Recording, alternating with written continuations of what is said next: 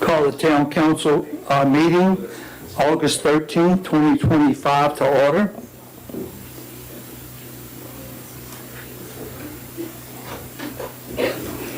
Councilman Haddix. Present. Councilman Bounds. Present. Councilman Dennis. Present. Councilwoman Faison. Present. Councilman Ogle. Present. Mayor Pelot. Present. I'd ask you to please silence your phones. Stand for the invocation by Councilman Dennis and the pledge by Councilman Ogle. Heavenly Father, we ask you to join us tonight. Guide us in our decision making for the residents of our town and for the town proper. In Jesus' name we pray. Amen. I pledge allegiance to the flag of the United States of America and to the republic for which it stands, one nation, under God, indivisible, with liberty and justice for all.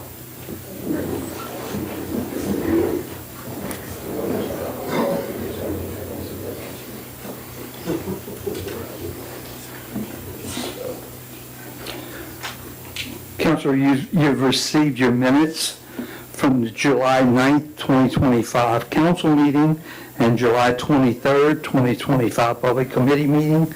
Are there any changes, corrections, or additions to those minutes? No. Hearing none, those are approved. You've also received the June 2025 financial records. Are there any changes, additions, or corrections to those? Hearing none, those are approved. At this point, there's a public comment period. Members of the audience have 3 minutes to make a statement or express a concern at the outset of the meeting.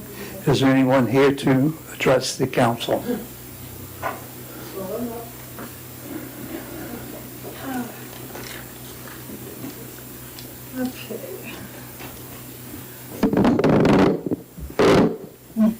All right, Tracy Domain, 103 Renee Street, Madisonville. Okay, we're going to have to do something with the school traffic, with the street. I talked to Barney. I am not a traffic director, and I really don't like people zooming close enough to me when I'm on the sidewalk to make a breeze. But when the parents came at the beginning of the school year, they're parking facing the school, but when they're leaving, they want to leave coming back down the Main Street and go out on the highway to the right towards Covington. In order to do this at the end of the street, you have to have both sides clear. So people are asking me about parking by my fence, and I'm telling them no, because I'm watching the cars leaving the school, turning around, coming back towards the highway, and they're very, very close. They had, like, some had to wait for this one to do this one to do that. And in fact, I had to call the police department twice because of the number of parents that were there. I mean, I think there's 100 more kids at the school this year than last year. So what I'm suggesting, either void, no parking along the bayou side of Renee Street, so that when the parents leave the parking areas, they can come out down Renee Street to the highway without hitting head-on with another parent going the opposite way. Or make Renee Street a one-way street all the time, because it was crazy. I mean, you had the 8th grade came, then the 7th grade came, and people were coming even at 4 o'clock and after. So it was a mess. And the police department showed up, bless his heart. Who was it, Barney, that I talked to? Who? Him, no, wasn't him, it'd be another one. Yeah. Quick okay. question, when does the one-way end? It's during certain hours. When does it end? 8 o'clock, that's from 6 In- to 8. In the afternoon? The situation this state's developed on one of the first days of week 3. Yeah. Everybody, the school has 697. Correct, no, but on the sign, when does the one-way coming back out? I mean, it's not supposed to come back out to Covington Highway. That's correct. So This wasn't the school time date. Okay, so it's a two-way street at that time, okay. But it can't be a two-way street with them parking on the bayou side because it becomes too narrow. So the ones who are trying to go to the highway had to wait on the ones going to the school, and, We can certainly refer that to the police department and get a recommendation. well, we went through this before, Jim. I'm asking again, and I'm talking to people who live on the bayou side of Renee Street. Okay. And we are in consensus that we would like to have a no parking all the way down. Let me also remind you, when these buses turn from Renee onto Cedar, you have a gas line that runs underneath the sidewalk of Renee Street. So if you have something that happens, you've got a 4-inch gas line. Something happens on that sidewalk, you are looking at a major explosion. You have had, there was several, I think about 3 years Stacy, you back. have 3 minutes. Well, I'm You've sorry. exceeded that. All right, but I'm Okay. just telling you, there's also a We will problem. take your recommendation. Excuse me, 1 minute, please. There was a problem with one of the boats that caught on fire at the Hidden Harbor Marina. Again, I'll take your advisement, or your advice on the advisement. We'll refer it to the police department, get their recommendation, and they can come back to the council. Okay? Well, if we need the fire department, they need to be able to get through. Yes, ma'am, I agree. Thank you very much. Is anyone else here to speak with the council? Okay, thank you. Kyle, this is, I guess now we're moving into old business, and just an update, you have 3 different things on the agenda. You can take them one at a time, the sewer system rehabilitation, the improvements, the updates on the point repair, and where we at there with that? First, the sewer. The sewer rehab project is, I'd say, 95% I think complete. he's going to say that it's 61%. Yeah, 60. Well, all that's left to do is a few top hat repairs, Mr. Jeff. I don't know what, all the point repairs are done, all the lining's done, all the manhole lining's complete, all the patchwork. And that wasn't fair to you, because my conversation with the PEC was that they're going to ask for 61% as far as a pay Okay. item today. So But things have job- been done since the pay request was submitted. Okay. After the top hat repairs are done, which is lining of a few service lines, we're gonna go back and do a couple of little small camera jobs, to inspect some spots that I asked PC to look at, and then get some results from those and maybe a few additional repairs. But besides that, the sewer project is nearing completion. Next thing would be the town park. Town park, the path lights are up, the base of the lights. The arm that holds the decorative head-on came in but the wrong color. I think they decided to send them to somewhere to be sandblasted and repowder coated to match instead of trying to wait on the manufacturer to make the new ones. Benches and trash receptacle pads are poured. The shade sail bases are there. They measured for the shade sails. Just waiting on everything else to kind of be finished before they put those up. Tennis court, they made the repairs, turned the courts, but the product they used wasn't, didn't do what it was supposed to do.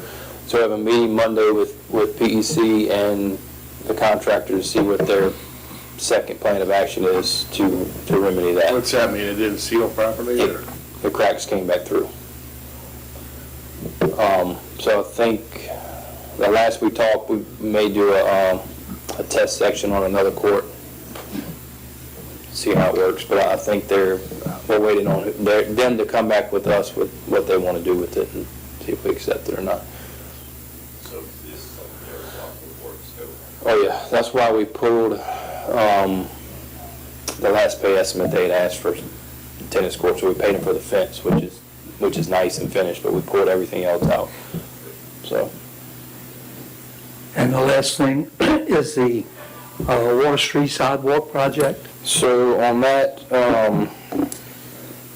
we had the bid, the contractor was awarded. Right now, they're still, actually got an email today when I was in class, the documents are under review, and they want a pre-construction agenda to be sent to the funding agency. And then they're gonna schedule the pre-construction. Yeah, I think, Did you see that today? I did this afternoon, and the way I read it and understood it, originally, they wanted to be in the meeting for the pre-construction meeting. Did that email this afternoon indicate that they want us to go ahead and just forward them the No, they date of it? still wanna be involved, but they want an agenda and a bunch of stuff filled out prior to Oh, the, okay, I okay. think so, maybe if they have questions. Yeah, because in the past, they haven't wanted to be in that meeting before, in pre-construction, which is no big deal that they want to be in it. Okay, okay. Any questions on any one of the items that was discussed?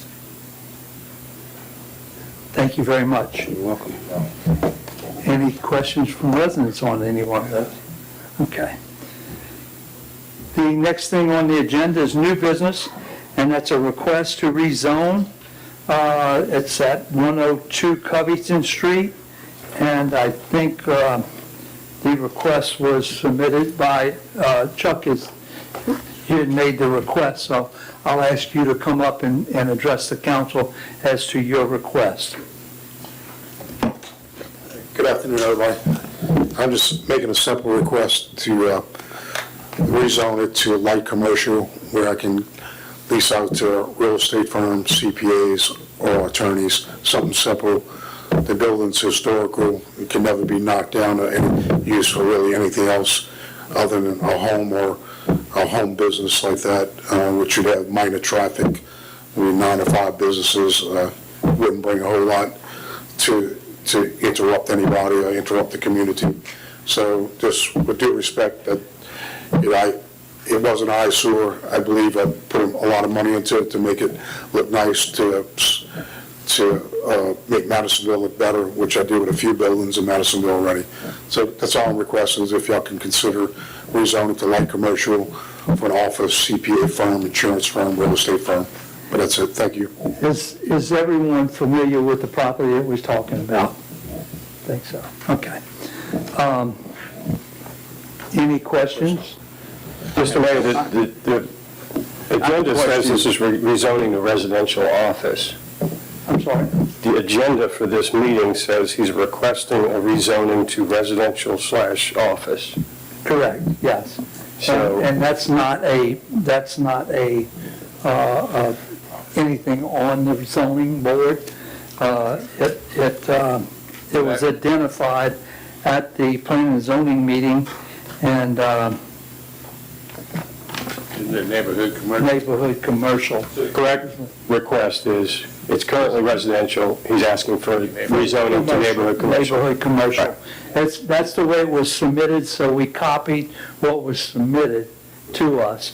But at the planning and zoning board, it was identified, it's going from residential to neighborhood commercial, correct, yeah. Could you explain to us about the driveway situation in the back? There's been some talk amongst members. Yes, sir. I had a certified letter just sent to the city and also to the gentleman next door, which identifies he does not own any part of the driveway but 2 feet. And my attorney sent the survey, property description, to the gentleman. He finally agreed that he doesn't know anything in the driveway. You know, I have no problem with him using it if he comes to me as a gentleman, and, you know, I'm neighborhood friendly, you know, I'm willing to work with him. And there's way more than enough parking. We can either come in off of 21, which we'd really rather not do, but I'd rather come off that side street, but we can open up on 21 and add another 7 parking spaces, I believe, in the front coming off of 21. So Al, you recommended that he meets the parking requirements? Yeah. It's got enough to do for 6.6. Thank you. When you say 2 feet, the very first 2 feet? Yeah, he's got a little grass part right next to his house. He's 2 feet, and then the rest of it is gravel, which is mine. That, you know, it's not, it was never, I guess, grandfathered in or anything, is, you know, an easement or anything like that. I actually own the property. This is a question not really for you, sorry, more so for the council and the mayor. If we were to change this, while I understand your intentions with the property, if you were to ever sell the property, it could become anything. Doubtfully, because it's historical, and I don't think the state would let you knock it down and build any other kind of thing there. No, not knock it And I don't down. think it's, there's any other type of business that can really go there. And I don't think you'd have enough parking for a restaurant or grocery store or anything like that. It's on the historical register? I filed for historical credits. I'm not sure if they're ready, but it is in the zone of historical district. And it is next to a post office, which is commercial. You have a dental office down a block across the street. So, I mean, I doubt, you know, CPA firm, lawyer, or even real estate agents don't even come to the office anymore. They work out of their cars. But you need an office for like a franchise, like I own Weichert Realty. So you need to have some type of office that you confirm to. But you hardly have any real estate offices. They usually go to coffee shops and conduct business. Yeah. Yeah, Kristen, when we went through this, I guess, a couple of months ago. It was a different zoning classification. It was institutional, wanting to go to neighborhood commercial. And at that meeting, I said, hey, look, we're not here to approve a business office. We're being asked to change the zoning to allow anything that's on that list, including bakeries, banks, barber and beauty shops, grocery stores, dry cleaning, garages and hardware stores, up to 5 employees, pharmacies, doctor's offices, retail stores and establishments, and a small restaurant. So, I mean, that's what's before us tonight. Yeah, I just don't believe there'd be enough parking for some of the things you're saying. Yeah, Well, so. We only require, I think, 1 parking space for every 250 feet of. It's a little different than the parish. Yeah. So, at 6 parking spots, you're looking at, 1,300 or 1,400 square feet. The way the house is zoned right now is, and by the way, let me just first say, thank you for the renovation work you've done. I think that house has been undergoing renovation at least since I moved in 11 years ago. So it's been a while. I've been excited. I just bought it like less than 8 months ago. And I haven't been inside of it, but I mean, I've kind of looked through the windows, walking by, and it looks nice, really nice on the inside. So when I saw this was coming up, the first thing I want to do is remind myself what the business district allows. Yes, sir. I think this town has a history of not making a lot of zoning changes. The one that we approved recently, the neighbors saw it as a downgrade from institutional to neighborhood commercial. So we did go along with that. But when I looked at our, code of ordinances, the Planning and Zoning Commission has a list of criteria that they are supposed to consider when they're looking at a zoning change. Let me just go through these with you quickly. Lessening the congestion in public streets, I don't think that applies. Securing safety from fires, I don't see that.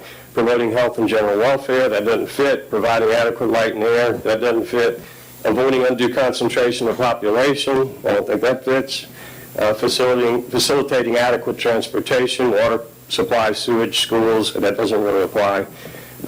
Reasonable consideration with a view to conserving the values of the buildings and encouraging the most appropriate use of land throughout the municipality, maybe. And number 8 was reasonable consideration of the character of the district and its particular suitability for particular uses. So I sent Deidre some pictures. Do you have those? If they're in order, I remembered them. I might go through this. I think the last two would fit. Yeah, those are the two that I looked at. There was a correct value. Yeah, maybe that might fit. So the first picture that I have here is actually of the zoning, and you guys have it. The arrow is where this property is. It's surrounded by residential, including, by the way, the post office. This is straight from the town's map. The post office is over. Post office and the dental office across the street. Yeah. Diagonal. So everything is residential around it. So my first response was, well, this looks like a spot zoning request. So that's a negative in my opinion. You got the next slide? We went through a process about 7 years ago for a master plan for our town. And this is a suggested future land use map for the town of Madisonville.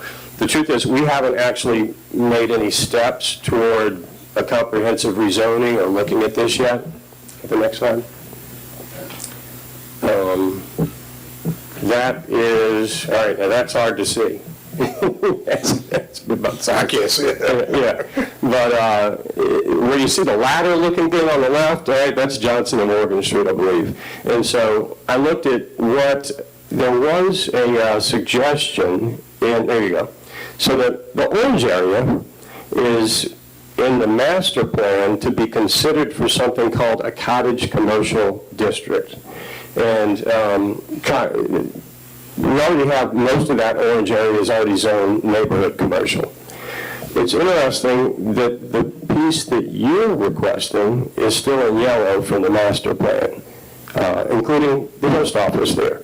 So that wasn't even included for us to consider. But again, we're not far enough along in our master plan to look at this and say, well, do we want a cottage commercial? Because if you look at the next slide, the cottage commercial district was really a light commercial, but it has this caveat in it that the buildings would look like residential buildings, like cottages. And we have no architectural standards for that in the town yet. I think it's worthy of considering what we want to do along Highway 21. But I think part of the character of this town is that we have a mixture of residential, business, institutional zoning throughout the parish. I live right next to neighborhood commercial. It hasn't been an issue for us. But the idea of spot zoning this one spot to neighborhood commercial is almost like we're giving up and saying, well, what if the next person comes and the next person and the next person? And we haven't made that decision as a town yet. Next person, not next to a post office either. Yeah. Which is zoned residential, by the way. So the other thing is that I wanted to look at, what I was concerned about was, has this area become stale for single-family housing? Because it is on the main road, and as you said, it's next to the post office. So, next slide. It's hard to sell as a residential property because nobody wants to live on Highway 21, Yeah. especially with the traffic. Yeah, that was the question I had. So I just looked back at recent real estate records. So this is right across the street from the post office, essentially across the street from you. 1,900 square feet, I think close to the same size. We're about 1650, I believe. Yeah, all right, so it was listed for $209,000. These are, I'm going to show you some sales, recent sales in the last few years. It sold in 9 months. Next slide. This is 109. It was listed at 2,000 square feet, so a little bit bigger. Listed at $298,000. It sold in 4 months. Next slide. That's yours. This is house, 1,300 square feet. Last listed for $320,000. It sold last year in 1 month after being listed. It sold the year before that after just 1 month of being listed. Now, I feel for anybody who's trying to sell a house right now, because the market's not great, the interest rates are not great. I'm in the real estate business. Yes, so I'm not telling you anything new, but the idea that this part of our town has become, unattractive for residential buildings, that doesn't play out with what I'm looking at here. And I think as a board, we're tasked with maintaining the character of the town. And to me, like I said, the mixture of residential and businesses is part of that character. It's, just this week I walked from my house to the pharmacy, the Piggly Wiggly, the grocery store, and the post office right next to you. It's something it's an appeal that not many towns have anymore. So I'm against the rezoning request. I feel for you. I think you've done a good job. I don't know if the price is right on the price of the house or, Cost of construction is very high right now. I understand that. Right. Probably went way over the But I wanted to explain to you what my thinking was, just looking at all of these factors, what's in our ordinances. I understand. And what exists. I want to do what's best for the community, I totally do not agree with what you just said, Louis. So you're saying the house, as it's been remodeled, if it goes into commercial residential, it's going to be a detriment to the neighborhood property values of houses surrounding it. Is that correct? But that's the way I'm interpreting it. So you're saying I'm interpreting it wrong? But I listed the 8 criteria that the zoning commission uses when making a decision, and the only 2 that really fit don't really fit when I start looking at the recent house sales right there in that neighborhood, that we would change the zoning. I don't see a compelling reason to change the zoning, especially not in that one spot that's surrounded by residential zoning across the street, next to it, and behind it as well, and the post office. Okay. Obviously, they put an enormous amount of money into remodeling this property. I'd like to see it brought back into commerce rather than sitting vacant. An office for an attorney or a real estate firm or a chiropractor, what have you. There's no entrance right off of Main into it, so they'd have to go into Johnson, turn into the driveway, park into a private driveway in the back. I don't see that as going to be a negative effect on the neighborhood. I'm voting for it. Thank you, sir. One thing on this, it's actually already zoned for a home office. If somebody wanted to open an office there, they could use up to 20% of the square feet of the That's area. any residence, correct? Right, correct. Okay. I'm curious about this cottage zoning that you mentioned, Louis, commercial cottage. Is there a definition of that, and how easily could we create a zone for that? So to accommodate both parties, you could say, okay, we could create this zone that limits anyone afterwards from doing something larger that would require more people in and out on a daily basis. That is, for me, that is the biggest concern, is, and I know your intentions, and I appreciate that. If it were me living next door, I would not be concerned about the business so much as in and out, in and out, in and out all day. I have small children. I want them to play in the yard without cars going by in and out, right? That's why I suggest CPA firm. Right. But as a landlord, you also can't choose, right? Yeah, I understand. So, People go. my curiosity is, can we create a cottage commercial zone and apply this to this area, and maybe let's make it an experiment and say, okay, let's see how this goes, and it does limit the type of business that could come, that it says, okay, it's only office only the people going in and out work in that office, and it's limited to those 6 spaces. I don't know, I mean, maybe Bruce, you could shed some light on that? Is that unreasonable, or is that something doable? Certainly it's doable if you want to actually create that zone, which I understand you were going to do in the future anyway, and it's just a matter of putting the zone in, and then definitionally make sure that it's tight in terms of what can be there and what can't be there. Now, you've seen how long it takes to get something done on this council. I hope he sells his house before I mean, first of all, it's not even in the master plan to be part of the cottage commercial, but it is close to it, so it's certainly worthy of consideration. But that cottage commercial is literally putting in architectural standards to make sure that that would take a long time, and I hope he sells the house before then. But, we've been lucky so far, because the other, I guess, the recent buildings that have been built in that area that's also cottage commercial in the master plan, that's the design they used. The furniture clothing store across from the hardware store, and Dr. Farrar's dental center. Well, but the cottage commercial is a suggestion on the master plan, and we're trying to follow that by not putting in big chain stores, or, as Tim would say, a franchise stores. He would hate that in this town. So we're being careful not to do that. With that being said, there are no codes or expectations or designs on what a cottage commercial should look like. It's in a suggested plan that we were given. And God forbid if this town ever has to go to a point where we have to tell people what they build and what it looks like. We've been very fortunate with the people that build in our town, with a few exceptions, and it's kept its charm, it's kept its small town atmosphere. If we start putting out what people can and can't build, or how they build it, or what the porch looks like, or what the railing looks like, I don't think that's the kind of community that we built or that we should look for. I want to go back to Kristen's statement about, and I share your concern about children's safety with cars coming back and forth, but I want to play devil's advocate here. What if this gentleman had sold the property as a residence, and the family that moves in has 6 to 7 vehicles? Wouldn't that be the same amount of traffic coming out?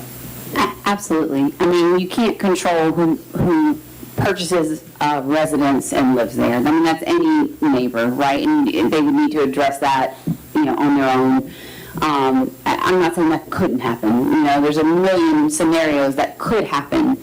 I think us consciously allowing a business that has a much higher probability of that concerns me. And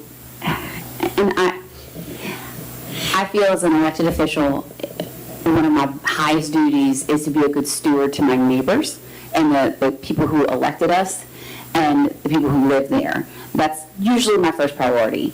Now, right close up to that are people who invest in our town. And I know that you've invested a lot of money in this town to help rebuild it, and we do appreciate that. Yes, ma'am. I see it and I recognize it 100%. Yes, ma'am. It's not an easy decision. I own the bank. Right. Oh, I'm aware. I'm friends with one of your tenants. So I completely appreciate that, but we do also have to My consider. intention is when I own commercial properties to never sell it.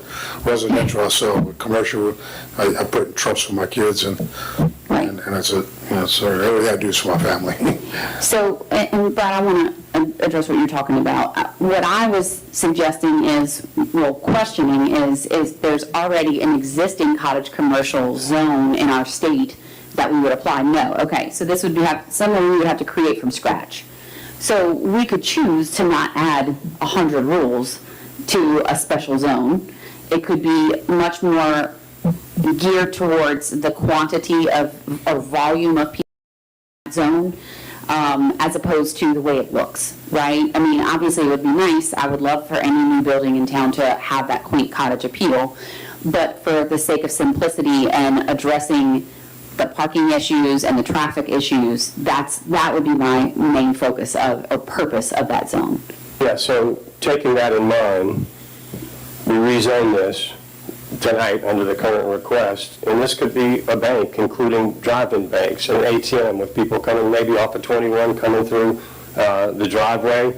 That's a lot of traffic in an area that is really hindering the quality of life because of the traffic that we already have, just people trying to get across the street safely. But there's too many things on this list that are going to be a negative for the request that we have been given. The only request we have I is to... agree with you. Yeah. I understand. My only suggestion is if we have an option to move forward in another way, right? And obviously that can't be done tonight. All right, that suggestion was made in the master plan. I looked at it because I think the zoning commission every time they get a request, should look at that master plan, because a lot of time and effort was put into it. It's true, it's just a suggestion, like Brad said, it's not the law, but with all the time and effort that the town put into it, they should look at it every time that they get a request and see, how does this fit into that master plan?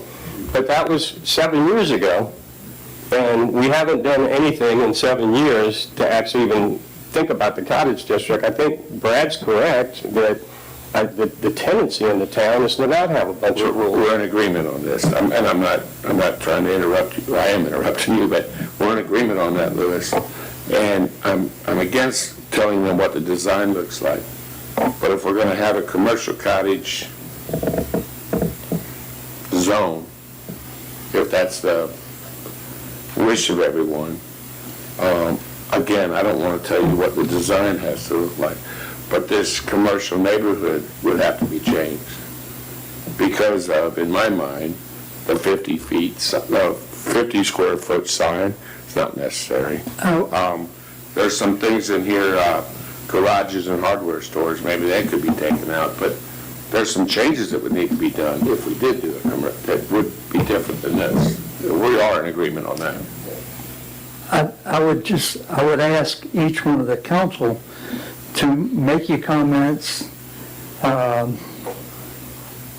your commentaries, however you feel, and make it known, certainly, but rather than at this point, because we still have to hear not from just Chuck and his request, but we have to hear from our audience as to their feelings too. So it just seemed like we've got some back and forth going on right now without even hearing the opposition to it. So, if you got questions for the request, address it with the person making the request, and then I'm going to invite anyone in the audience who may have some comments that you may want to question them also.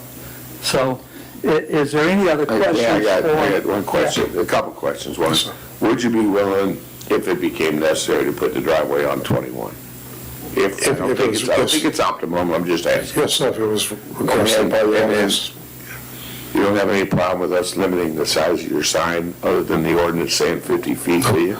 No, sir. Okay. Mayor, I'd like to say a few things. Chuck, first of all, beautiful job. Thank you, sir. When I looked the property up, it was extremely impressive. Thanks for all the things you've done in town. I'm going to be quite frank with you. You have a hard sell to convince me to vote yes, and it's for a very simple reason. I'm not in favor of commercial cottage. To me, my stance is, how do we preserve the quaintness of our town? And to me, what makes this town so special are the residents and the residential properties we have. It's 21's a disaster, and 22. The amount of traffic we're fighting, it's a monster getting in and out. So you're surrounded, it's all residential now. No offense against I see what you're trying to do, and I understand, but unfortunately, I think if we take that property and do it, we're starting the erosion of our foundation. We already see it going on around us. Madisonville is an extremely lucrative town. There's a lot of money here, let's face it. It's very compact. There's a lot of money comes to this little tiny town. And if we start eroding at that base, right, I think we're going to end up, this whole place is going to be a commercial district before it's all said and done in some capacity. So trying to find a way is I don't like telling anyone no, especially when you make an investment. And I saw the photographs of the interior, absolutely beautiful. For that, I thank you. But at the same time, you have a hard time convincing me, or anybody will, to turn that into light commercial cottage, or any property in this town, removing a residential ruling and turning into anything that can turn into more businesses. So Do you realize that you could do an Airbnb there? I'm sorry. Do you realize you could do an Airbnb there? I understand that. I'd rather attorneys and stuff there, but Well, I'd rather it be as a residential. What I'm saying is, I'm going to be the most challenging person for someone to convince me to change a property from residential to any type of commercial, just because we're trying to preserve the heritage of our town, trying to preserve the quaintness, trying to preserve the neighborhood. It's hard, because that's what everyone wants to do here. I get it. It's a money-making town, and can be. I respect what you're doing. More importantly, I respect the approach that you're taking here tonight. appreciate it. So thank you, but at this point, I'm a no unless someone can do something that's going to drastically change. I appreciate it. Thank you. Are there any other questions by the council? Thank you. Thank you, sir. Just to follow up on that Airbnb reference, don't we have a limit on the Airbnb licenses we issue? What is that? 5. How many do we have issued right now? 2. Okay, so we do have room for 3 more. Yeah. Okay. In order, Stacy, you have your hand up, so we'll call on you.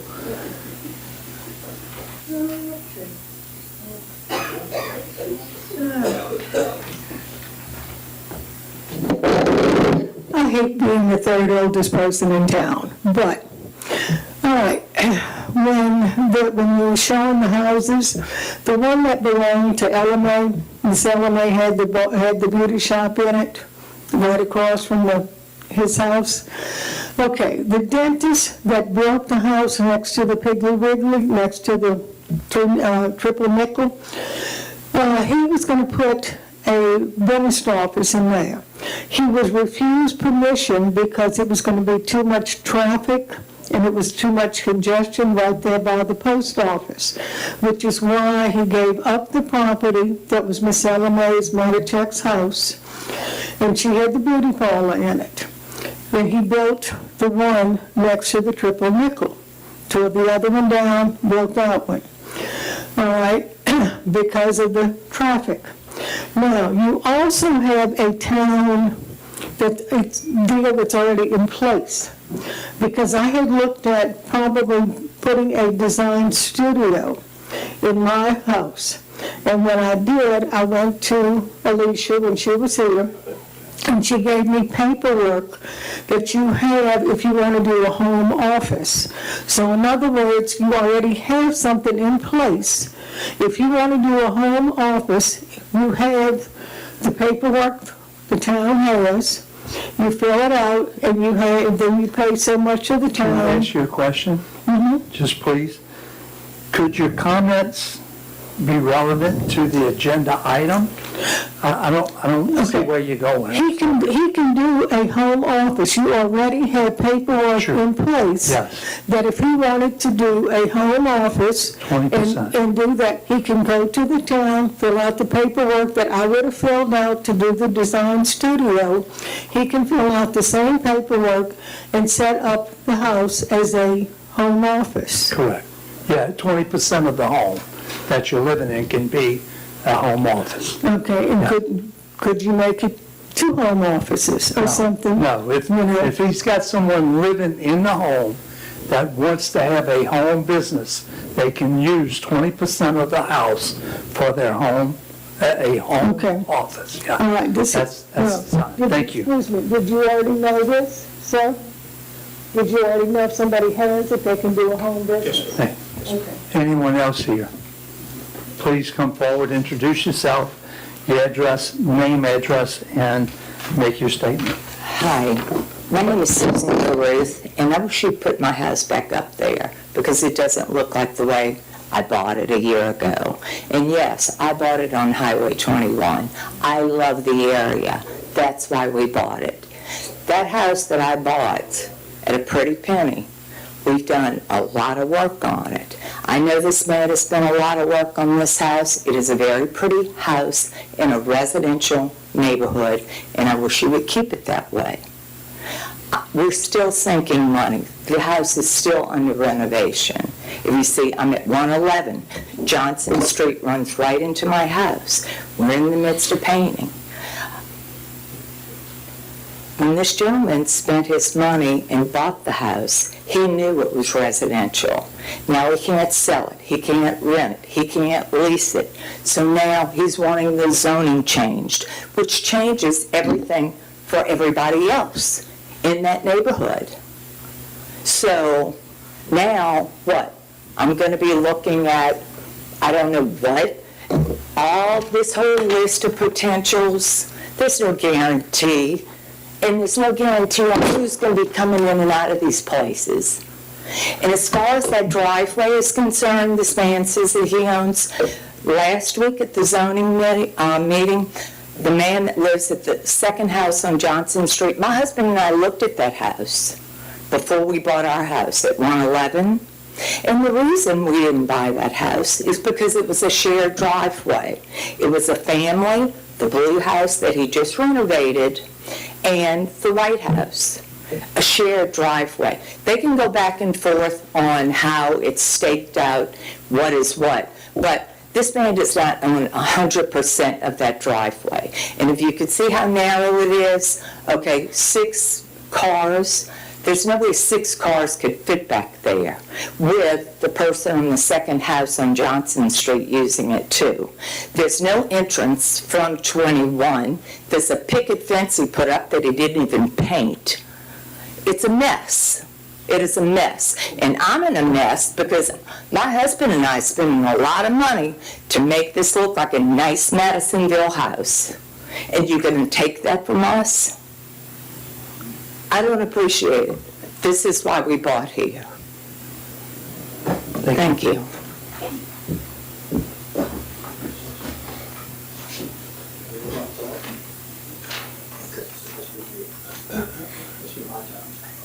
Must be.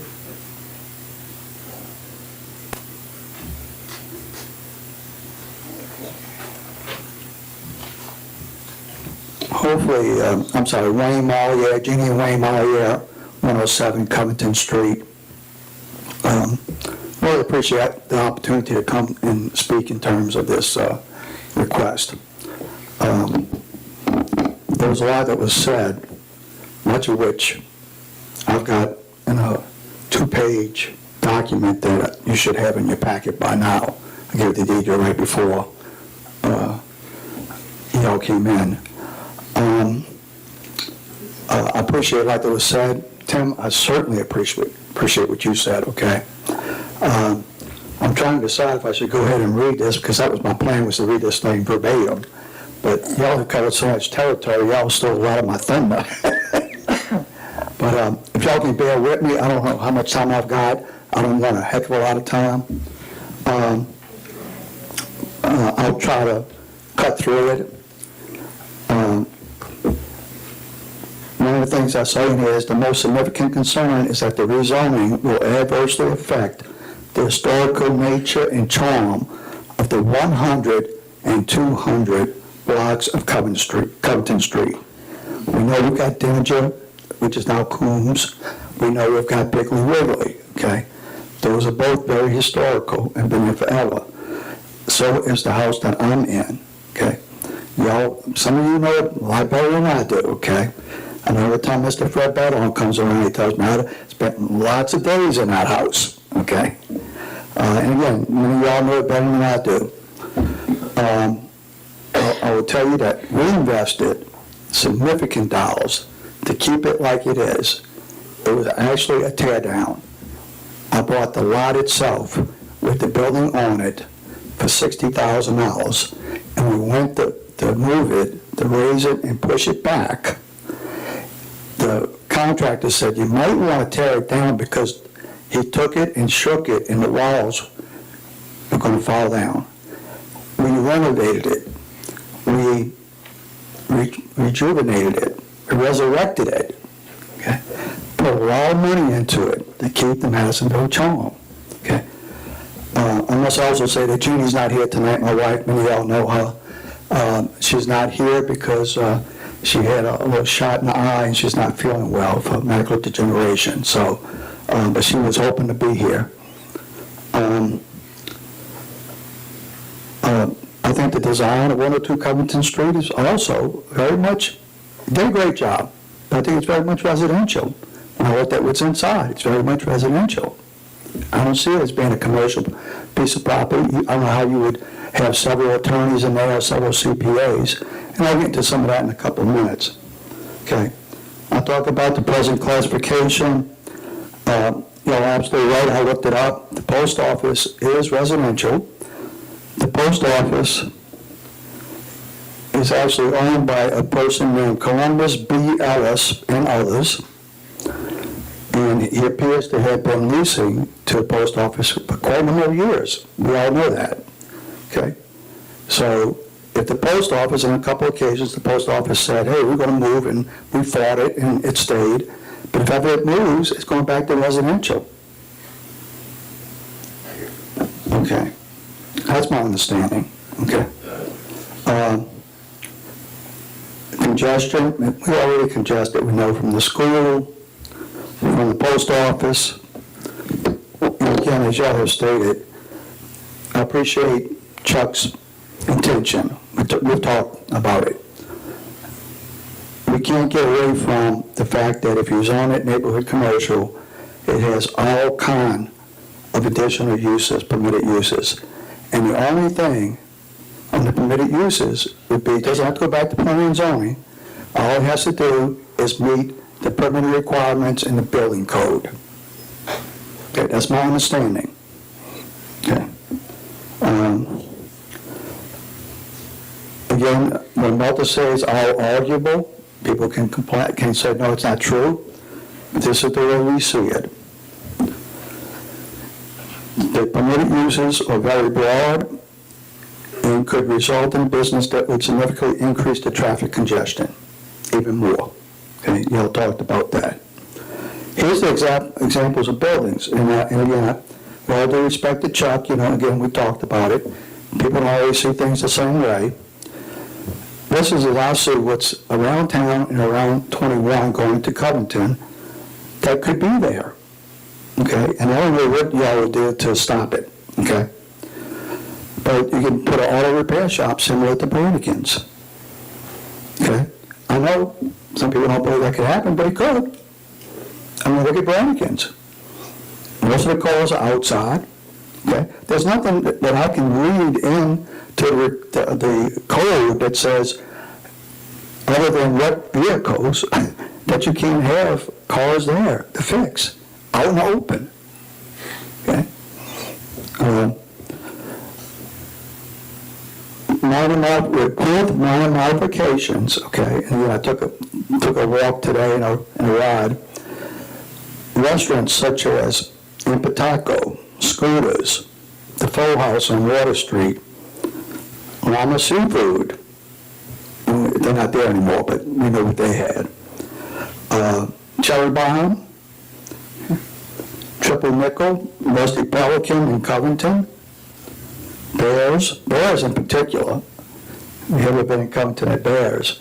They don't have a lot of seating. Most of their stuff is take-out business, but boy, they got some traffic. Same thing with China City, Five Guys in Covington, Auburn Railroads, up on 21, Jimmy John, I can keep going on and on, okay? Again, with minor modifications, it could be a restaurant. It could have. I've got questions there about what are 10 tables? Is it, I've seen tables now that are outside around, in Pataco, other places. We just put a barbecue place up too.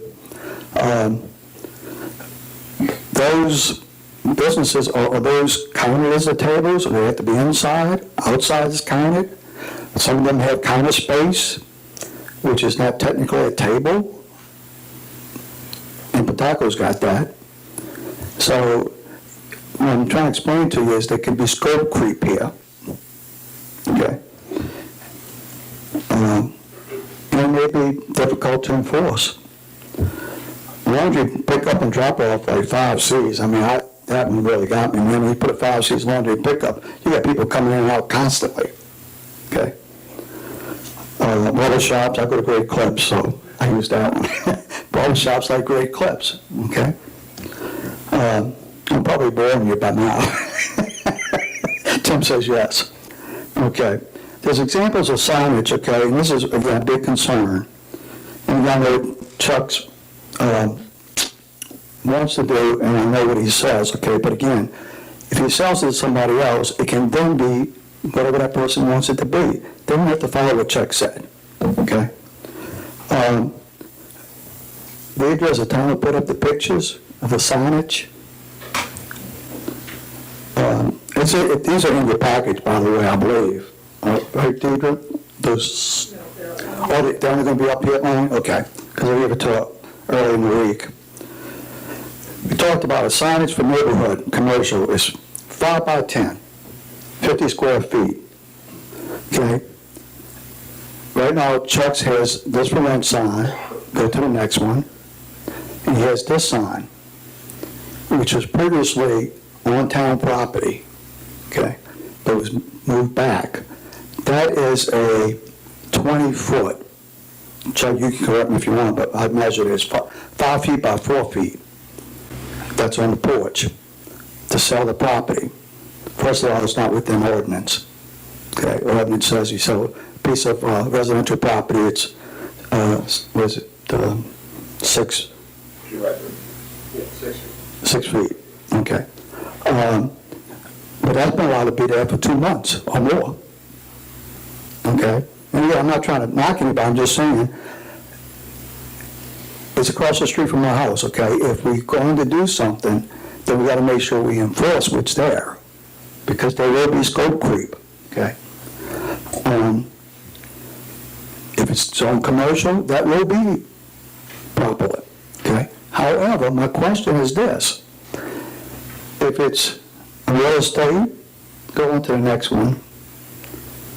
This is Chuck's present property, okay? 405 Cedar Street, okay? Keep going, Deidre. It's 3, 4, another sign for 2 of them, another opposite side sign for 2 of them, 5. There's 5 businesses. I call this a professional complex, okay? If I read commercial neighborhood correctly, it could be interpreted that each one of those businesses could have a 5 by 10 sign.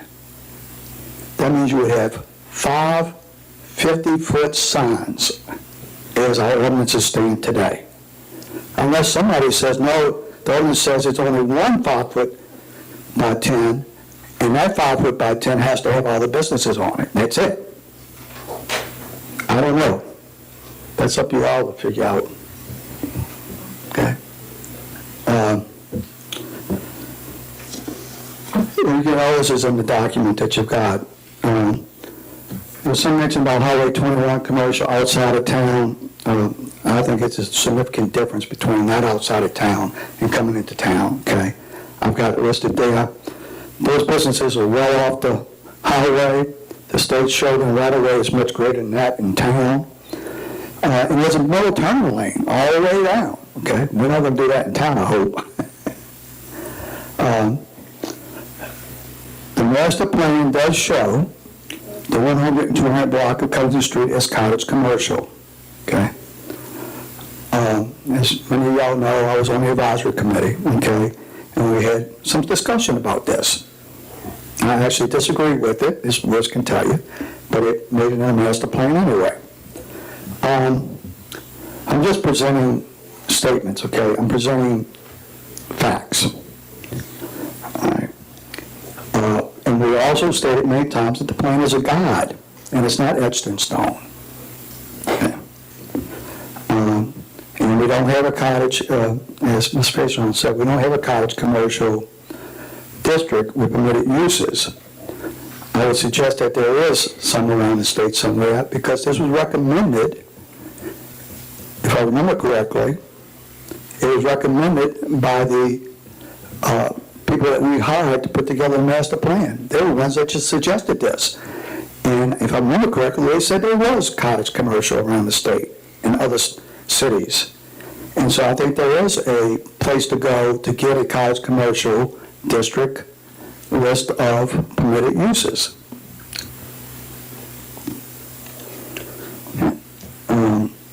I just want to make sure I covered the whole waterfront tonight. Conditional use, we don't believe that that's the answer to this. It's just kicking it down the road. There's the spot zone, as somebody mentioned. And it's just the first step. And when others request their property to be zoned, likewise, how would the council pick and choose who should be approved? To me, I'm going to be quite frank, I've got no general comments, but quite frankly, to me it's all or nothing. Okay? If that gets zoned commercial neighborhood, then my property should be zoned commercial neighborhood. So I'm afforded the same opportunities as But you don't want that, right? No, we don't. But if it happens, then I want to be afforded the same opportunities, okay? Because if people believe, and I think you're saying, Mr. Dennis, that commercial property is worth more than residential, then I want a commercial, okay? And I might even sell it, you know? And I am a CPA, okay? And quite frankly, you know, I got thoughts in my mind that if that goes commercial, I go commercial, I got all kind of things I could do with my property. I got plenty of parking in front and in back. So it presents all kind of issues, okay? And I just think it's not the right thing to do, especially not at this time. And I really think that if anything, we just ought to postpone it. Put it off. If you want to go cottage commercial, and I know Mr. Bounds said no, he doesn't want to, and I respect that. I don't want that either. And I'm speaking for my wife as much as I'm speaking for myself tonight, okay? Because I'm sorry. Are you wrapping up? Yeah, I'm wrapped up. Okay, thank you very much. Okay. Anyone else here to speak in opposition? Yes, sir. State your name and your address, please. Thank you. My name is Russell Stegman, Mr. Mayor and members of the council. I come to you tonight because I live at 200 Johnson Street, and we share a driveway with this property. We have, Mr. Lusher and I have been talking since last week because there is actually kind of an unresolved dispute as to whether we own the driveway or he owns the driveway, and there's a servitude of destination. The exact quality of that is not really resolved, but we're working on resolving that. I have a lot of concerns, especially as the last speaker was saying, with the number of different uses that could be placed here, because essentially what you're doing with this property is you're telling people that might see it on the road that they have to turn into a residential area, find an alleyway without signage, because we're an alleyway between the two houses, and drive down this not very well repaired asphalt driveway, which again has kind of still disputed ownership quality. I live there, and that's my backyard, and I can tell you there's a serious question about parking on that property, because I've seen vehicles going in and out, and maybe two vehicles can maybe get onto that property and get out. If you put more than that, they're going to have to not only go down this alleyway, which is very narrow, and my house is only like a foot or so from the edge of the driveway, they're going to have to back out. There's not, if you have like 3 or 4 cars here, they're not going to be able to turn around in the parking lot and drive out. They're going to have to actually reverse out, which again I think represents definitely a danger to my house getting hit, and isn't something that you would normally expect in a commercial use. I think that the question of the parking is very serious in terms of like what the public expects in any type of commercial property. But most of all, I agree with this cottage zoning concept. I mean, just as someone that lives in that neighborhood, I mean, the idea that some of the uses that are permitted for that property, if you approve this zoning, would just be absolutely devastating to the area, would definitely diminish the value of my property and lower the quality of life for everyone that lives around us, people that have invested in the community and are trying to upgrade the quality of life in Madisonville. And for that reason, I do have opposition. I understand Mr. Lusher is really trying to, basically he wants to do something like, a law officer, an accountant there, but this is not a zoning ordinance that only permits that. It could also permit a garage, a restaurant. I mean, a restaurant would just be, for me, would be a disaster. There'd be cars going in and out at all hours. And again, there's not enough room. Cars are going to, the users of that area are going, if there's more than 2, they're going to have to reverse out down a long alleyway to get out, and you're going to come into a residential area. In that residential area, there is room. My son parks generally in front of our house. There's an area for that. There's no other really parking there. There's no area for people to park even if they want to walk around to use this property. certainly along Covington Street also, it's just not really laid out for people to park. And I mean, normally, if I were going to, I mean, I'm an attorney, I'm on Water Street. If I use that as my law office, it's, I mean, people see your office, they want to stop, they want to turn, they can't really do that the way this property is laid out.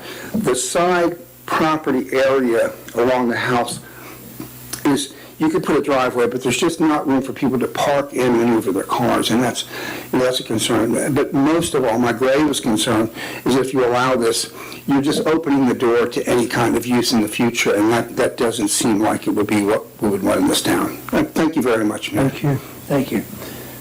Sir, yes, ma'am. Linda Ogle, 100 2nd Street. I'm concerned about where the driveway is because there's a lot of pedestrian traffic on the sidewalk in front of and across the street, including a lot of kids on bikes and scooters. And I'm also concerned that if the property next to it, the Bayham property, ever goes up for sale, would it make it easier to make that commercial? And that's a bigger piece of property and would allow more space. So those are my concerns. Thanks. Yes.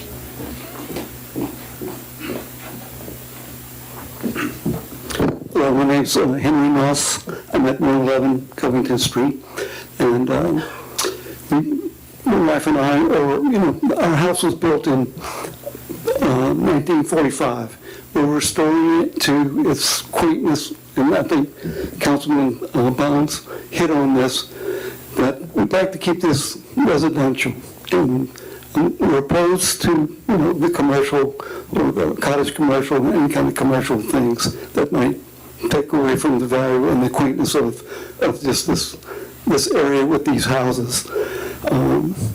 We looked at the house that the gentleman has the shared driveway, and to me, I don't know what the restrictions or between the residential and a commercial establishment, but there's got to be some sort of conflict. And that driveway was definitely a factor for us not to buy that house. And when the other house came for sale, we purchased that one. So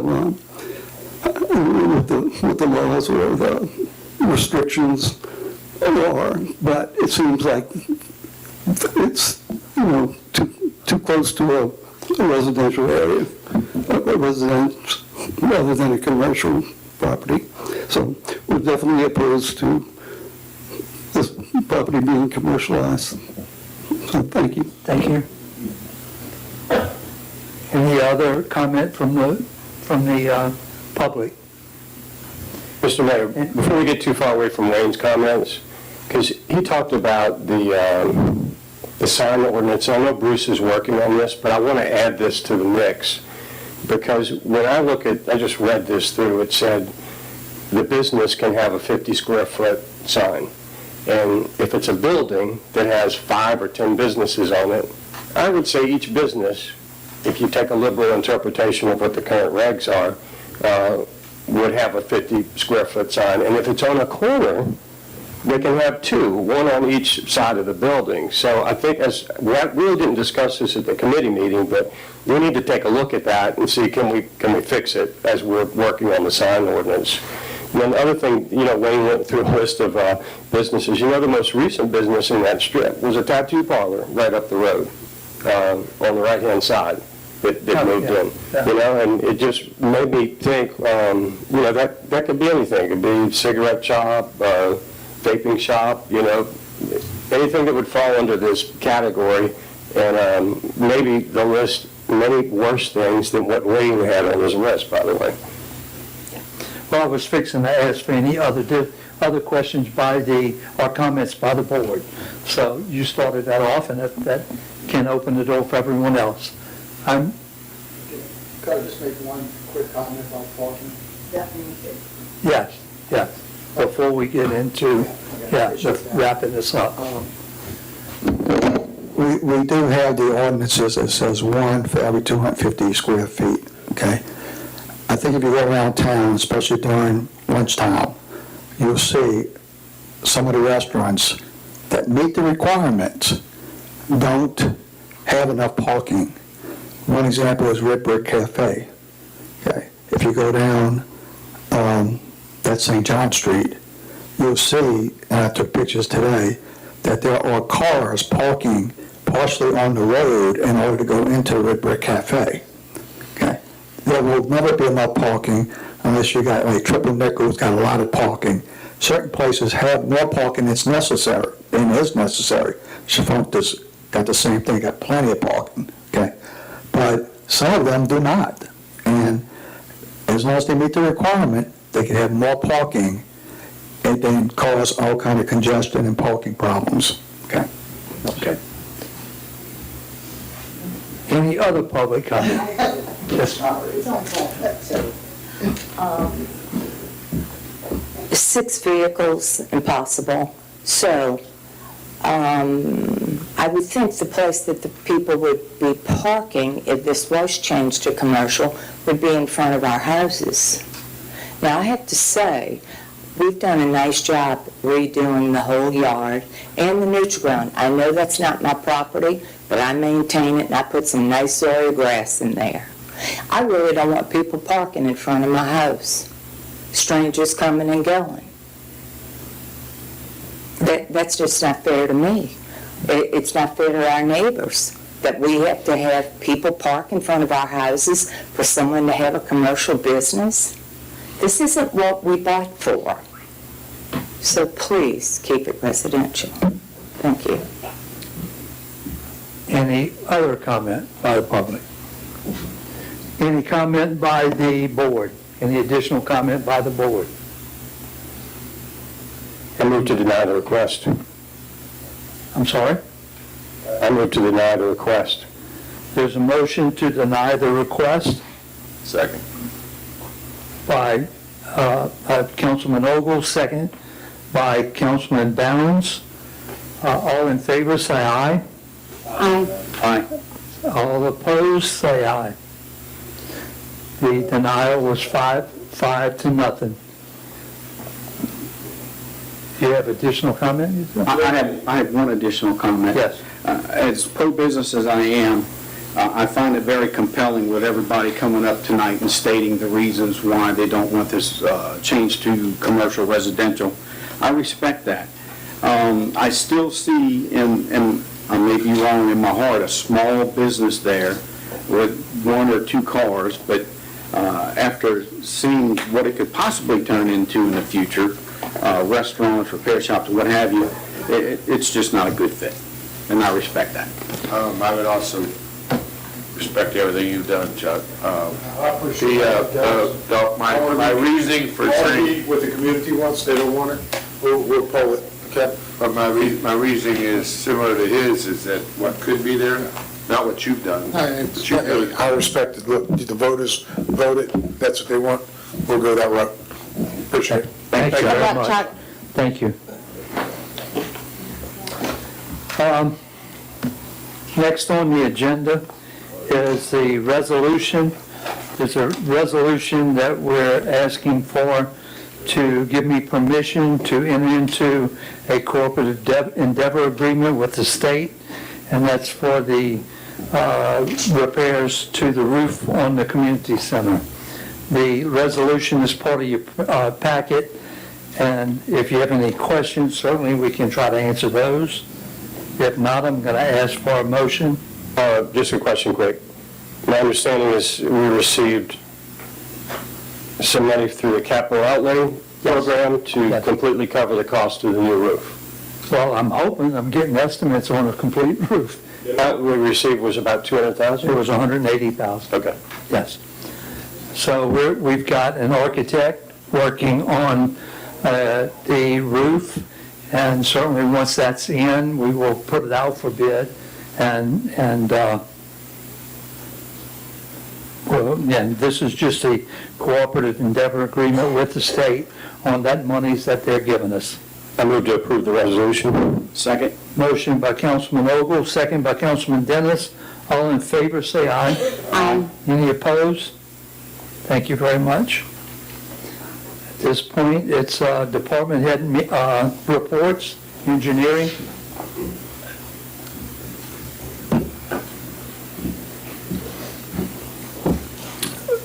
Okay, I give you a summary and also the bid results on the,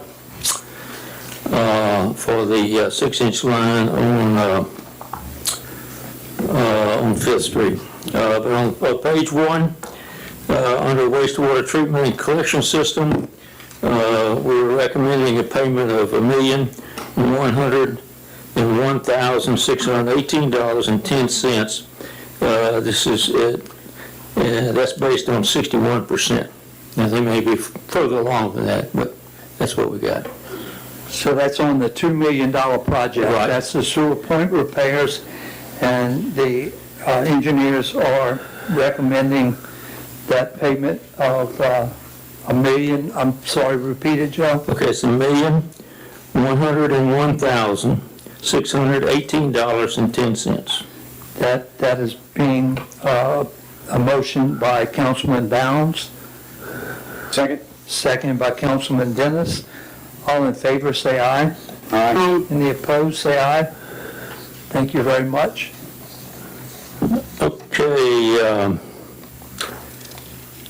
we will be submitting the water system improvements in the 2026 legislature, but we're of course working on that now.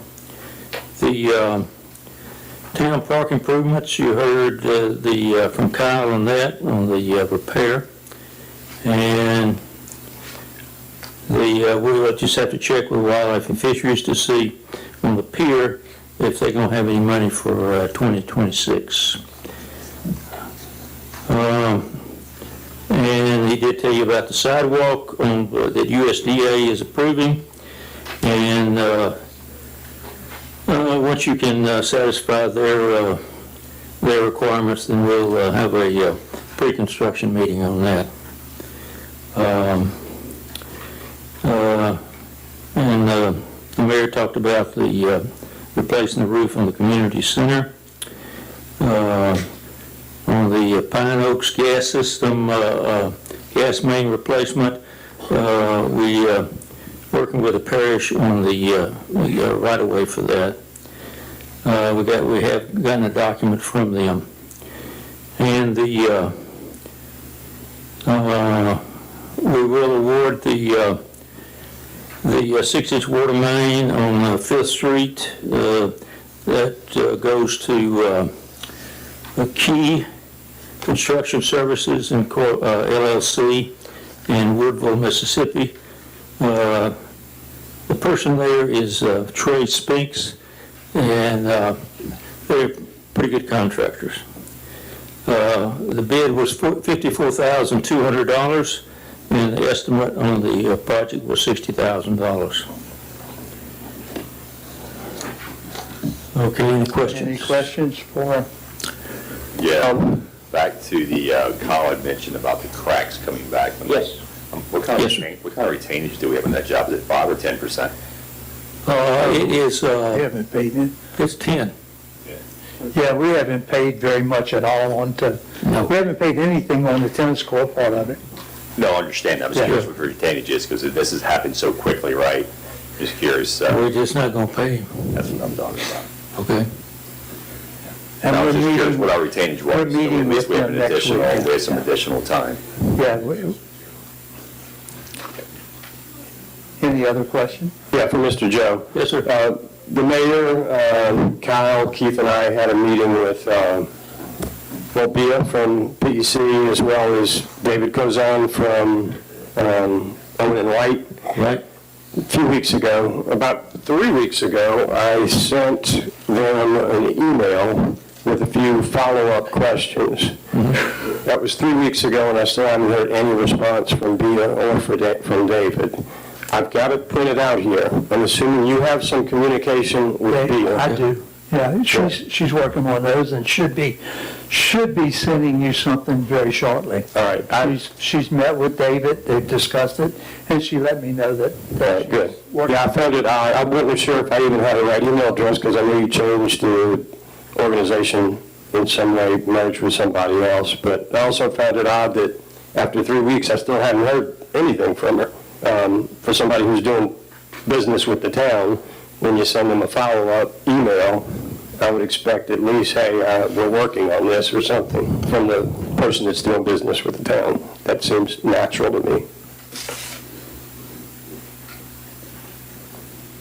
And she did respond to the town. She responded to me that she's working on it with David, and she will have a follow-up for you. Issue resolved. No assignment for you. We're good. Okay. Any other questions? Okay, thank you, sir. Thank you, Mr. Joe. Police?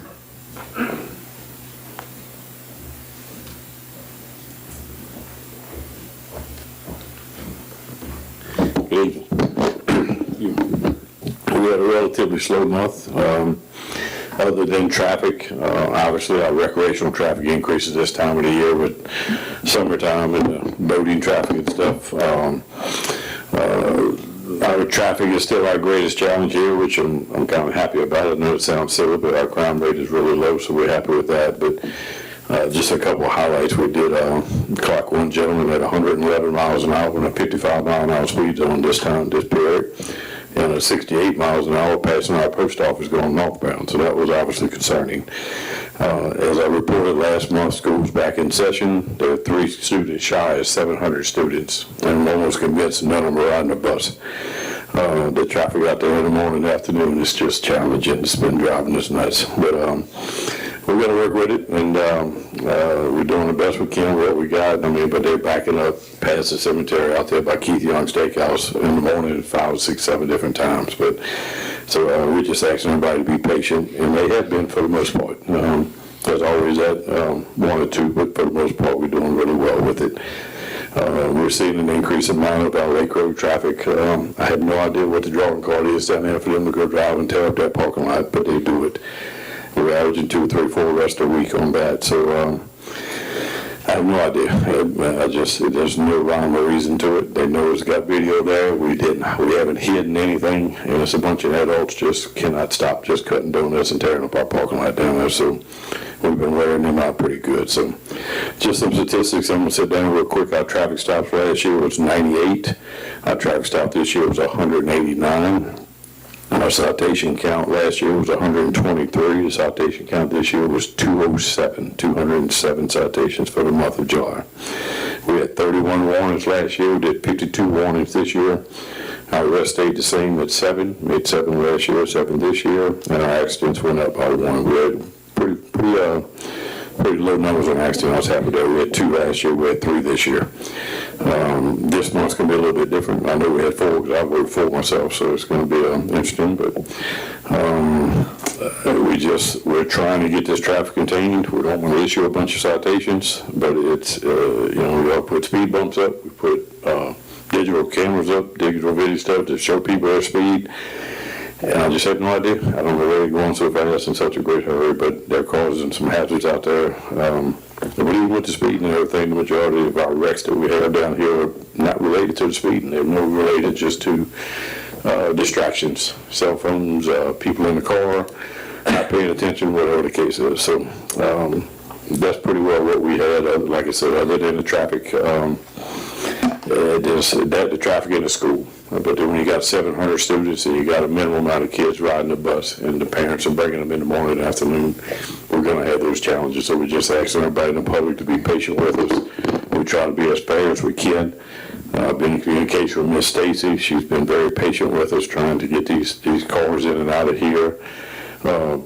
It's just a challenge. If you've been there in the morning and afternoon, if you haven't been there, you need to go stand on the side of the road and watch it. It's a show to watch, I'm going to tell you. And I think our guys do a great job being patient and being professional and trying to move this traffic along as fast as we can.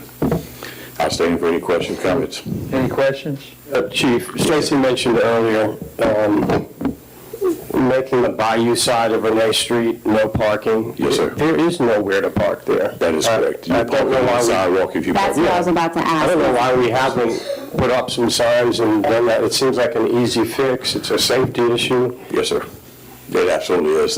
There's absolutely no area other than maybe closest to the east end towards Cedar that you may be able to squeeze a car or two by the Battle on the residence, whatever, but everything else is you have to park on the sidewalk. You have enough for basically 2 lanes of travel. You have no issue with that, but the parking on that, on the north side is non-existent. I agree. I would recommend that we don't allow parking there. That makes a lot of sense to me. I would support that knowledge, absolutely.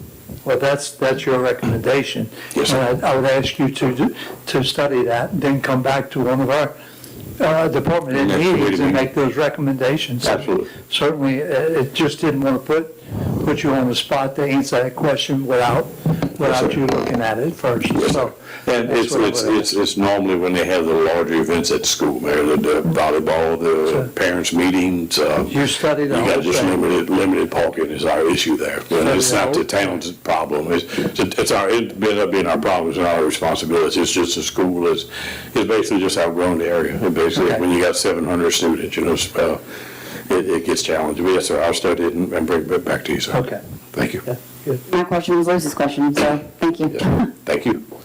No other questions? Thank you. Yes, sir, have a good evening. Maintenance and utilities?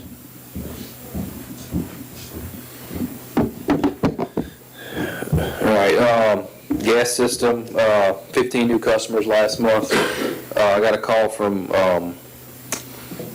Tim Hinney, he lives in town. He's the owner of Silver Hill and Fairhope subdivision. His son, Adam, reached out to me. They have the final phase of Silver Hill.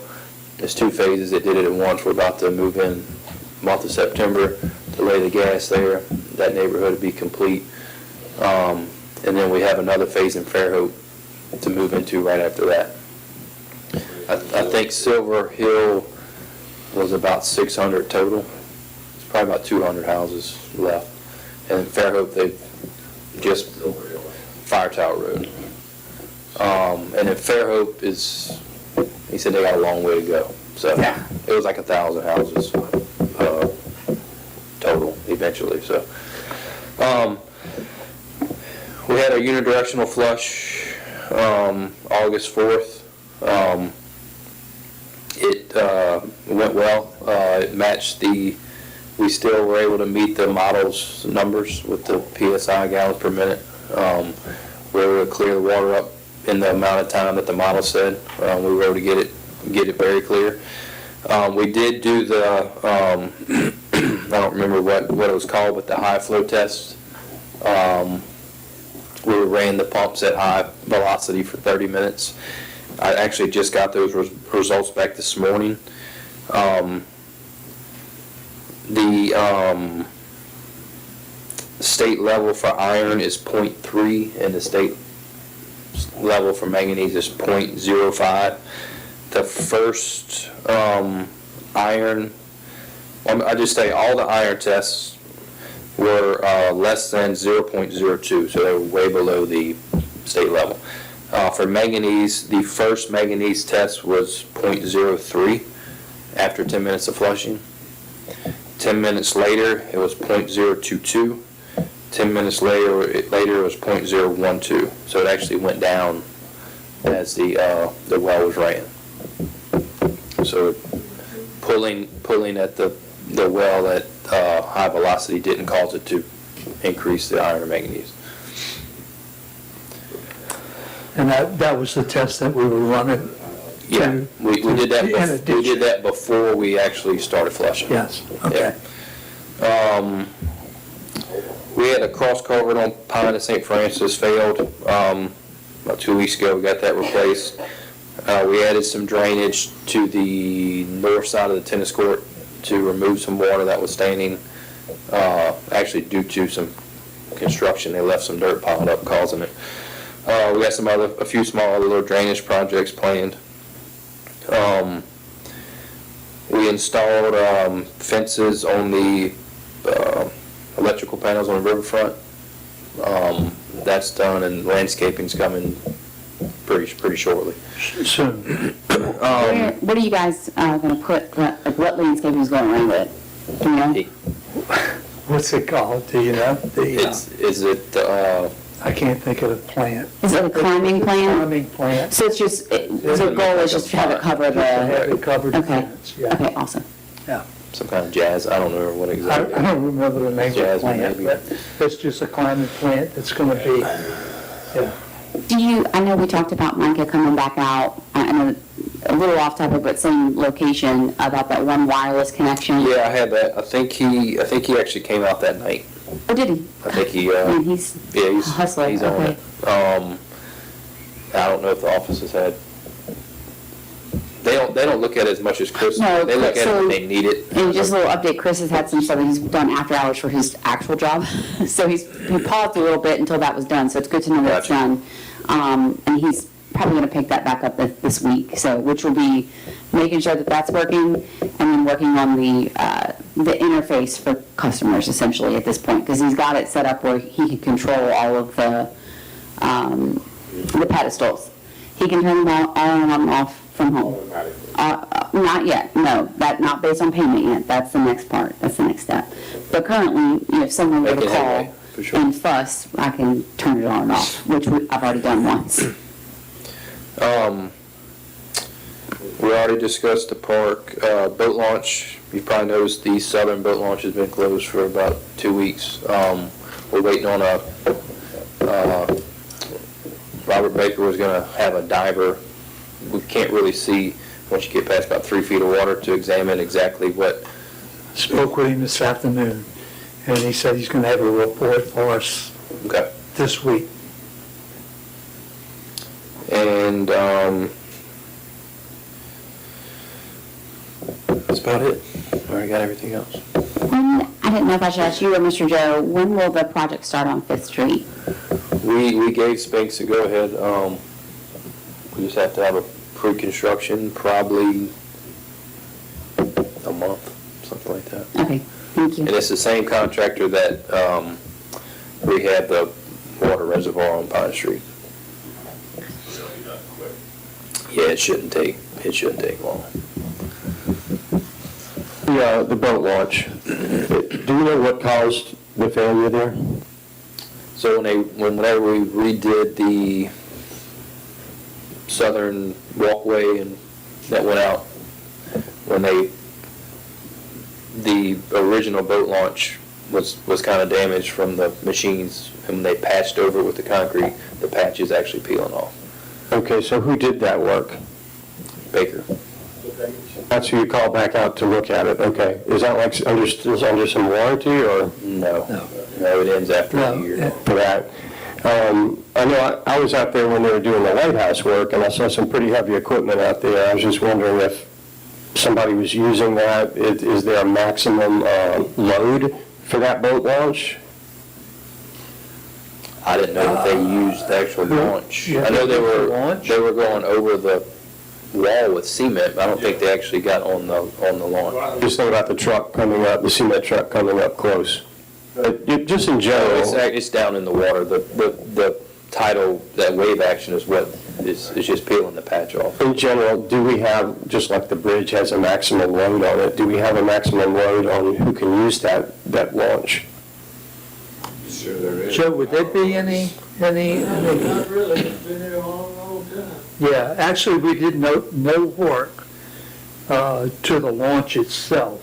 All the work was done to the walking pier, but I don't know when that work was done. That was years ago, the launch itself. The launch itself, it was, like I said, it was that here. Is there normally a load that you could establish for a launch? Not if you're, I don't know. not unless you're in a shipyard or something like that. Yeah. I mean, this is for, Boat traffic's not going to do it. residential, not residential. Recreational boat traffic, yeah. The other thing I want to just point out, I was with Kyle for most of the unidirectional flushing. It did flood some stuff. But, the water, when he was running the test right there at the well, it was clear every time. I knew your results were going to come back clear on that water. But by the time we get to the first hydrant, just a few hundred feet away, the water's brown coming out with multiple flushes to get the water to run clear again. So the water right there at the pipe has already been treated with chlorine at the well. but it's still as clear as can be. It's once it gets into those pipes, it sure does change color, and it only takes it to the first hydrant to do that. I took some pictures close up if you haven't seen it before, so I'll send them to you so you can see it. You're saying that the water coming out of the well is clear? It is as clear of water as you could see. But when it combines with the chlorine is when it turns. No, it's already combined with the chlorine when it comes out, where we were looking at it, yeah. It's when it gets to that next hydrant, just a few hundred feet away. And then I also wanted to, the future of the unidirectional flushing, I just wanted to point out that it really is disruptive to life in this town when we have a boil water advisory. For myself, personally, that night we had our 4 granddaughters coming over, a 3-year-old, a 5-year-old, and 2 infants, twins. And they typically come over, we'll have a family gathering, and before they head off to a meet, they're getting a bath. We didn't give them a bath that night. And I just started to think, that was one night for me and for my family, but that's happening all over town with people that have kids that are, going off to school. And then I had one business owner that called me and said, this is going to cost them $300 today because of that water issue. So as we look forward to the future, and the type of flushing that we do, I think it's something that we need to take into consideration. I feel like we don't have the communication right yet. The first communication I got, I think, was a call that certain streets were under the boil water advisory, and then the next thing I saw was a Facebook post that the whole north side was under the boil water advisory. So we still have some work to do there. I had suggested almost a year ago that we have a schedule that we send out to everybody, an annual schedule of when we're going to do these things, and especially where it's going to have a disruption. And I think we need to go back to that and look at that and see, we need to do everything that we can to make this process easier on the people who live here. Any other comments from the council for Kyle? I agree on just the communication, and there's always room for improvement. There's got to be a better way. There were several people that were like, I didn't get the first call, or, why didn't I get a text message, or they didn't feel like they were notified in appropriate timing, right? I think we could send a text message 2 days before and then send a text message and a call. We could do both. We could send a text message and a call 2 days before, and a text message and call the morning of, and then once we know the information, then we send out. But you can't over-communicate in these situations, especially when you've got people like, I know we talked about Heidi, she's got a small baby at home, If somebody has an infant that's under 1, they're having to use water. She did not get the first message. Right. And accidentally, her street was left off. She got the second one. And I know mistakes happen. I'm just saying, there was very few people who actually made. Right. The other lady that was, and that did not get the message, we followed up with her, we spoke with her, and her husband's phone was the primary phone number. I have someone else, and I have to look and see who it was. There's someone else too, though, that didn't get it. So it's listen, the communication always can be better, but it's improved tremendously. So, Louis, I think you said you didn't get neither one, but our records show that you did. Someone answered your phone. So I got the call. Was there a text message that went out? Should have. Didn't get the text message. I think I'm signed up for it. I don't think anyone received the text message, so that might be something you need to look at. I was also saying we responded to the complaints that we got. And messages were not. And I appreciate that. 100% respond to anyone who says they didn't, right? Sure. I think that we can double up on how we communicate it and how often, how frequent we do it beforehand and as it's happening. And I say that because I've experienced people coming in when I have tried to communicate things in other aspects where I'm in charge of communication, and I think I've done more than enough, and I continuously get people say, hey, I never heard that, and not in regards to the town, in other areas of my life. So it never hurts to communicate more than what you already are doing, especially when it comes to water. That's my only concern. Yeah, and certainly we can always improve, but I think we have improved a great deal, but there's room for improvement, so. You have a question for Kyle, Stacy? Yes, I do. Okay.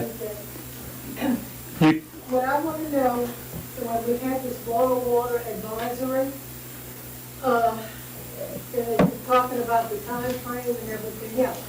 If you even think that you are going to have to do a boil water advisory, cannot we do something the day before, the week before, something? We did that. When I got the advisory, if I had already put the water on and used it, I have 2 steps now, and I'm on blood thinners for 6 months or more, whatever. I just get the cancer deal here. I'm talking to a lady who's got heart problems and all. They're medical issues. And if these warnings are not coming soon enough, if I had put that water on and put it in the microwave, I may not have boiled it enough for coffee, and I would be sitting in St. Tammany Hospital or at Eddie Fielding's. What I want you to know is that the precautionary notice went out the week before that we were flushing the lines, and that there was a great possibility, I don't know the wording, that we would have a boil water advisory go into effect. It went out the week before. As soon as we got the word from the maintenance department, we put it out, and we put it out to all of the streets. We omitted one accidentally, and we corrected that when we found out one was not in there. We also put it on our Facebook page, so. I don't have all the Facebook, and I'm having problems now with the text. So when there's a phone call, I got the text. Okay. And the week before, it was put out. But like I'm saying, I'm talking to some people, and I know, like with my health issues, I didn't expect 2 stents in the heart, didn't expect the cancer either, but I had both. So now I have to be very, very particular, and if I'm going to use the town water, it has to be boiled, it has to be with this, that, and the other. Okay. And I want people to know. And when we're talking about that, the same thing I've said before. Don't put any phosphate in it. Thank you. Because you're going to have medical problems. That's not a topic tonight. Thank you very much. It's always a topic. Thank you. Any other comments? Thank you, Kyle. Thank you. Permits department? Mayor, Council, this is July's permit report. We had 5 permits issued, 3 commercial and 2 residential. Commercial was renovation, electrical, and a carport. Residential was re-roofing and a mechanical. Did 12 inspections for ongoing projects in town. And I took 2 training courses from the State Fire Marshal's office, one in Baton Rouge and one in Covington, for the International Energy Conservation Code, which people are going to have to be prepared, because next year, all that will kick in, it's just going to drive up the price of a home. In other words, Conservation Energy Code, whether you're renovation or remodeling or new construction, commercial and residential, it's, in other words, they're trying to make an airtight home or commercial, so it's getting strict out there. It's just. Is that what you mean, because of lack of air seeping out and Yeah. heat? I mean, it's. Energy. Yeah, it's not just us, it's International Code Council, that's what I belong to. For new construction. Yeah, new construction, and if you do a major remodel or additions or whatever, You know, because ICC is all over the world, International Code Council, which I belong to. But this goes in effect all over the world, not just here, you know, so I hope people get prepared. That's all I have to say. Any questions for Al? Yes. Do you know the status of the Brothers gas station, Food Mart? What was that? The gas station, what is the status of that? I talked to the gentleman yesterday, and he said he's waiting for his new AC compressors and all to come in, because those ones are back there. Is that the gentleman that's doing the construction there? Are you talking about the owner of the building or the man that's been there doing construction? No, the owner of the building.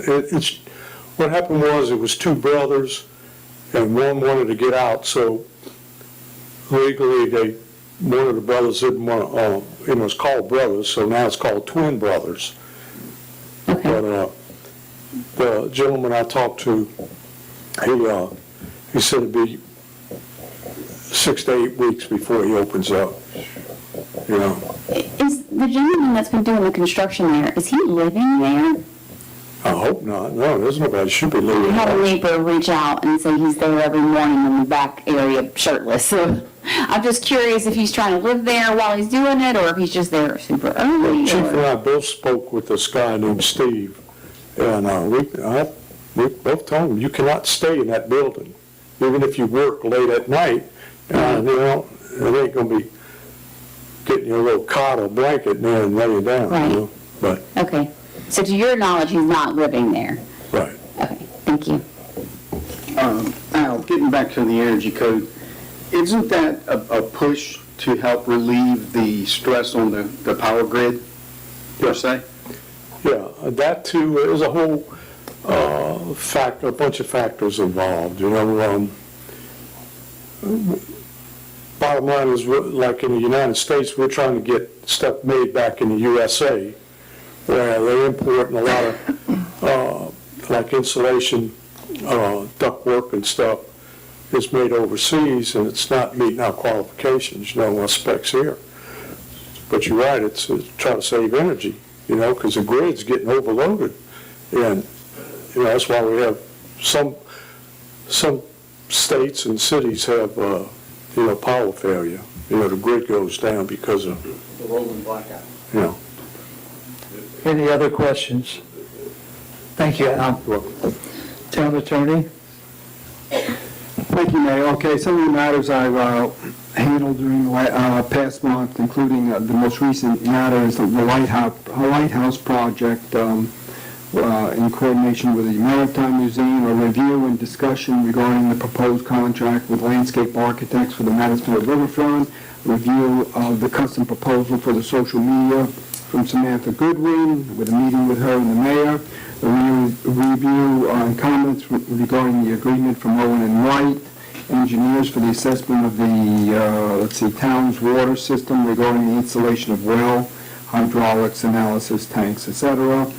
Miscellaneous review of multiple letters and documents that the mayor submits to me. I finished the sign ordinance, but I have to review it. It's in my box. And from Deidre, I did the gas station ordinance is finished.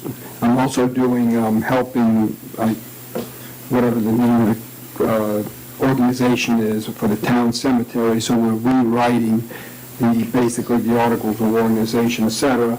Attendance at mayor's court, town council meeting, town committee meeting, and the daily meetings I have with the mayor, which is usually in the morning. Thank you. Any questions for Bruce? Moving to council comments. Councilman Ogle. I guess it was our last meeting, we got into a discussion about what revenue can be used for what purpose, and including the sales tax. So I guess Wayne was watching the discussion online, thank you, Kristen, and contacted me, and he said he thought that information was in a green book and the town's safe. Deidre looked for it, didn't find it. So I reached out to Major Sean McManus, who's in charge of sales tax collection for the entire parish. He's been there for 40 years.